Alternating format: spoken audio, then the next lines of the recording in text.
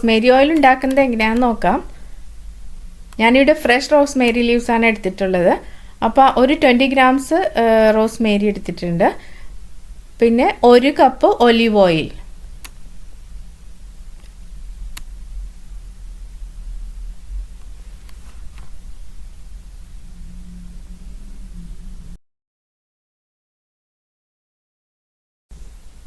ഞാനിപ്പോൾ ഒലിവ് ഓയിലാണ് യൂസ് ചെയ്തത്. നിങ്ങൾക്ക് കോക്കനട്ട് ഓയിലും യൂസ് ചെയ്യാം. കോക്കനട്ട് ഓയിലും നല്ലത് തന്നെയാണ് ഓയിൽ ഉണ്ടാക്കി വെക്കാനായിട്ട്. അപ്പോൾ coconut oil, olive oil use ചെയ്യാവുന്നതാണ്. ഒലിവ് ഓയിലിലേക്ക് റോസ്മേരി ലീവ്സ് ഇട്ട് നമുക്ക് ഡബിൾ ബോയിൽ രീതിയിലാണ്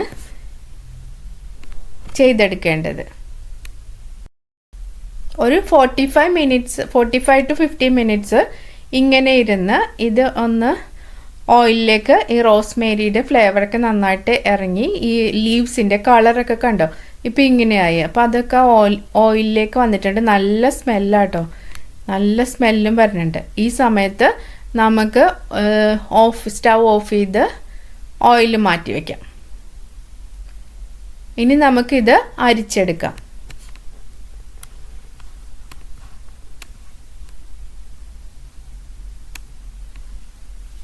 അരിച്ചതിന് ശേഷം നമുക്ക് ആവശ്യമുള്ള ബോട്ടിലുകളിലാക്കിയിട്ട് സൂക്ഷിക്കാം. ഇത് നമുക്ക് തലയിൽ എണ്ണ തേക്കുന്ന ദിവസങ്ങളിൽ ആ എണ്ണയുടെ ഒപ്പം ഒരു 3-4 ഡ്രോപ്സ് ഈ ഓയിലും കൂടി മിക്സ് ചെയ്തിട്ട് മസാജ് ചെയ്യുകയാണെങ്കിൽ ഹെയർ ഗ്രോത്തിനൊക്കെ നല്ല റിസൾട്ടുള്ള ഒരു ഓയിലാട്ടോ.